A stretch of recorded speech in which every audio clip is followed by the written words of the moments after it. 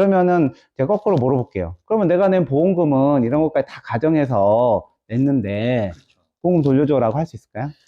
네, 법원 판결 중 우리가 꼭 알아야 될 이슈를 살펴보는 시간 판결 뒷담화입니다. 오늘도 판결 뒷담화의 길라잡이 판사 출신 변호사 조용주 변호사님을 모셨습니다. 안녕하십니까? 안녕하십니까? 보험법인 안다의 조용주 변호사입니다. 사건과 판결에 대해서 유익한 정보를 재밌게 알려드리도록 하겠습니다. 네, 오늘 살펴볼 사건은 네. 태풍 흰남노가 네. 남부 지역 쪽에 좀 큰 피해를 주고 이제 지나갔는데 특히나 이제 경북 포항 쪽에 또 많은 피해가 발생했고요. 포항시에서 시민들을 위해서 뭐 보험에 가입해 놓은 뭐 그런 게 있었는데 그런데 유독 중학생 김모군만 보험금을 못 받아서 좀 화제가 된 그런 일이 있었어요. 이게 나이 때문에 그랬다고요? 네, 맞아요. 뭐 저도 되게 마음이 아팠는데 이제 애를 키우는 사람으로서 이제 이 친구가 이 김모군이 중학생인 그때 뭐 새벽에 태풍 오고 주차장에 물 찬다고 차 빼라고 이게 방송이 있었나 봐요. 하천이 범람하면서 그게 지하 주차장으로 들어오고 이제 위급함을 느끼고 엄마가 너는 살아라 그래서 가라고 그러고 엄마랑 작별 인사 뭐 잘 키워줘서 고마워. 그러니까 그때는 이제 엄마가 좋을 거로 생각하고 아들은 이제 살려 나갔는데 나중에 결과는 엄마는 살고 애는 죽은 뭐 그런 사건이에요. 이렇게 자연재해로 인해서 뭐 폭발, 화재, 붕괴, 뭐 상해 이런 거에 대해서 지자체들이 보험을 가입한 게 있어요. 아마 서울이나 뭐 수도권 전국의 대부분의 지자체들이 이런 보험에 가입돼 있을 것으로 예상이 돼요. 그래서 이제 사고가 생기면 이제 할 수가 있는데 문제는 뭐냐? 죽은 사람이 나이가 15세가 안 되면 그러니까 15세가 되기 전에 사람을 목적으로 그 사람이 죽는 거로 해서 보험금 받는 거는 상법에서 그거를 무효로 만들어 놨어요. 상법 732조예요. 거기 뭐 어떻게 조문이 어떻게 되어 있냐면 15세 미만자, 심실상실자, 심신박약자의 사망을 보험사고로 한 보험계약은 무효로 한다. 그러니까 사실은 15살 안 된 애뿐만 아니라 심신상실자는 이제 아예 의식, 판단 능력이 없는 사람, 심신박약자는 판단 능력이 미약한 사람, 이런 사람들이 이런 사람들이 죽는 거를 목적으로, 그러니까 그거를 사건이 생기면 보험사고를 하는데 그거로 보험금이 나온다. 주로 이제 생명보험금이죠. 그렇게 하는 거는 절대적으로 무효예요. 근데 뭐 이제 단선이 있어요. 내가 멀쩡할 때 체결했는데 죽을 때 내가 심신박약자야, 심신상실자야. 이런 경우에는 그래도 유효하다라는 건 있는데 일단 15살 밑으로는 무조건 다 무효예요. 그 다음에 그러니까 왜 이런 게 있냐면 15세 미만은 뭐 1살부터 14세까지 있을 거 아니에요. 그렇죠. 그러니까 어린애들을 일부러 죽이고 그리고 이런 보험계약도 15세 미만자나 상실자나 심신상실자나 박약자도 사실 보험계약을 본인들이 체결 못해요. 왜냐하면 부모는 법정 대리인이 있거나 그 다음에 성년 후견인이 있거나 뭐 이렇게 그 보호하는 사람이 법적으로 있어요. 그 사람이 보험계약을 대신해 주거든. 이 사람들이 직접 체결할 수 없는 사람들이거든요. 예를 들어서 만 14세의 중학생은 본인이 보험계약 할 수가 없어. 사인했더라도 그거는 그냥 뭐 무효지. 효력이 없는. 그러니까 뭐 생명보험이 아니더라도 일단 그러니까 보험회사가 바보가 아니니까 일단은 뭐 14 중학생이 와서 저 보험계약 할게요. 그러면은 그건 안 받아줘. 엄마 데려와 이러지. 이렇게 보험계약 할 리가 없잖아요. 근데 보험계약의 내용이 이렇게 어린애의 생명을 담보로 보험금을 받는 거로 되어 있는 거는 그거는 무효해요. 뭐 이제 1살짜리야. 내가 1살짜리 애가 죽으면 보험금 10억. 그러면은 애를 죽일 수도 있는 거죠. 그러니까 그런 범죄가 될 수도 있는 거죠. 범죄가 될 수가 있죠. 아니면 애가 죽게 놔둬. 돈 되잖아. 그래서 15세 미만의 사람의 목숨을 담보로 하는 보험 계약은 무효해요. 그래서 이제 여기도 당연히 그래서 이 포항시가 체결한 이 보험이 그건 지금 자연재해잖아. 자연재해고 죽었단 말이에요. 근데 걔한테 보험금 얼마죠? 2천만 원인데? 그래서 이 친구는 2천만 원을 못 받죠.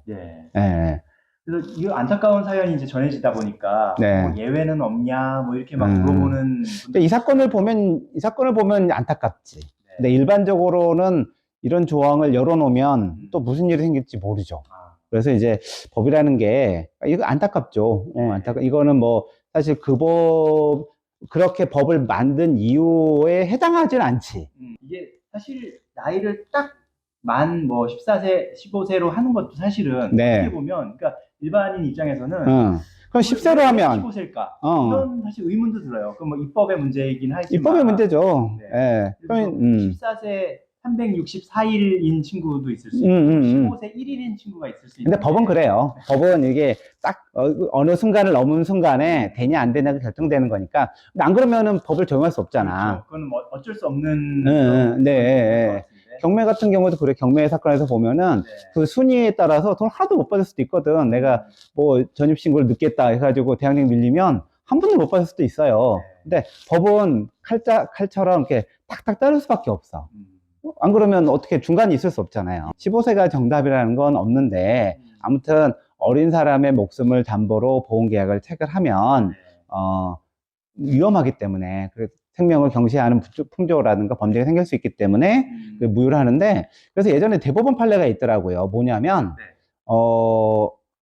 보험계약인데 이제 이제 그러니까 사고가 나면 이제 보상을 해주는 건데 그때 그 애는 몇 살이더라? 7살이었어요.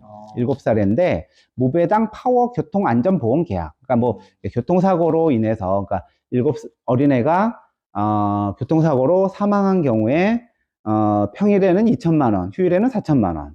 그 다음에 중상해를 입을 수 있잖아요. 상해. 그거에 따라서, 그리고 장애 등급에 따라서, 그 다음에 입원한 거에 따라서. 그래서 보험계약의 내용이 다양한 거예요. 그러니까 사망하면 얼마, 중상해면 얼마, 입원하면 얼마, 이렇게 되어 있는데, 근데 애가 죽었어.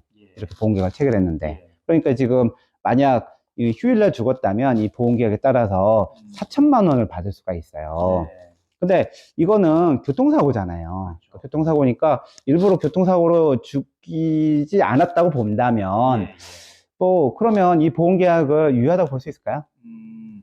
근데 어쨌든 상법 732조에 만 15세 미만이면 안 된다고 돼 있으니까. 그러니까 그냥 안 되겠죠. 그래서 이 보험계약에서는 사망 조건은 무효예요. 사망 조건만 무효고. 그렇지. 전체 보험계약. 상해나 뭐 입원이나 이런 건 다 인정. 그렇지. 근데 애가 바로 죽었어. 그러니까 밑에 해당할 리가 없고, 그래서 이 보험계약을 통해서 휴일인 경우면 이제 4천만 원을 받을 수 있는 상황인데, 이게 보험회사에서 이거는 상법 732조에 의해서 이거는 무효다.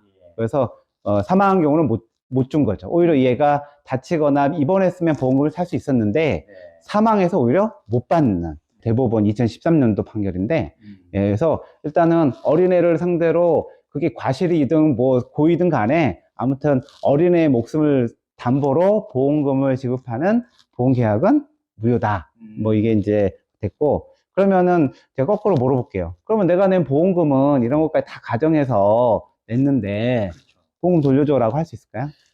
처음에 보험에 가입한 부모 입장에서는 정말 잘 모르니까, 법을 잘 모르니까. 모르죠. 그러니까 어차피 우리 애가 다치면 다치거나 죽을 때를 대비해서 가입을 해놨는데 막상 그런 사고가 벌어졌고 그래서 보험사에다가 청구를 했는데 보험사가 이거는 무효야. 안 됩니다. 그러니까 뭐 처음부터 안 된다고 하든지. 그러면 이제 이 가입자 부모 입장에서는 그러면 내가 뭐 예를 들어 한 달에 뭐 10만 원씩 냈다.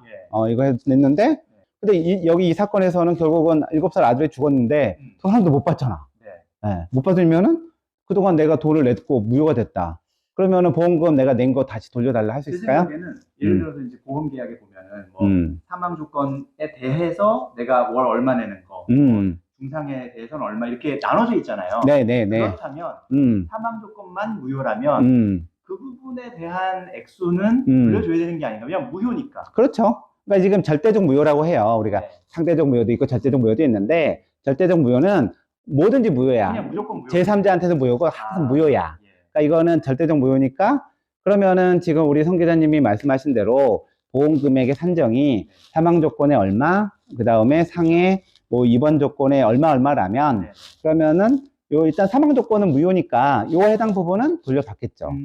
법으로는 일부 무효로 봐서 일부 무효에 대해서 받은 돈은 부당이득으로 돌려줘야 될 것 같은데, 나머지는 사실 이렇게 죽은 경우에는 이게 의미 없는 건데, 그래서 좀 그러네요. 근데 뭐, 돈만 돌려주라고 해야 될 것 같긴 한데, 예. 부모 입장에서는 뭐 그 돈 가지고 부자가 되지는 않겠지만, 사실 보험 계약에서 무슨 의미가 있어요, 진짜 죽으면. 예. 그래서 사실 이게 이제 보험 계약이라는 것 자체도 어떻게 절대적인 것이 아니라 역사적으로 이렇게 만들어져 온 거예요. 최소한 그 정도 나이가 되면 여기서 죽이려고 할 때 내가 피할 수도 있을 것 같기도 하고. 그렇죠. 예, 그죠? 힘으로 이렇게 막을 수도 있을 그러니까 것 같기도 한 하고. 15세 넘으면은 네. 이제 옛날 같은 기준에도 자기가 위험을 방지하거나 뭐 피할 수 있거나 그런 의사 능력이나 체력이 될 것 같은데 그 정도 아래가 된 애들은 좀 그런 능력이 떨어지잖아요. 네. 그러니까 15세를 기준으로 한 것으로, 그러니까 이것도 아마 역사적인 경험일 거예요. 예. 예, 그래서 그렇게 만든 것으로 예상이 되고요. 그래서 뭐 이 포항 그 친구가 14살이라서 못 받았다고 해가지고 뭐 법을 고치거나 뭐 그런 거는 아니라고 생각해요. 네. 네. 그냥 상식적으로 알아두세요. 15세 미만이나 그 다음에 심신미약자, 심신상실자의 목숨을 담보로 한 보험계약은 절대적으로 무효예요. 그래서 그런 분들 상대로 보험계약을 체결하는 것은 효력이 없는 거니까, 의미 없는 거니까 그런 경우에는 생명보험 같은 거를 체결하지 마세요.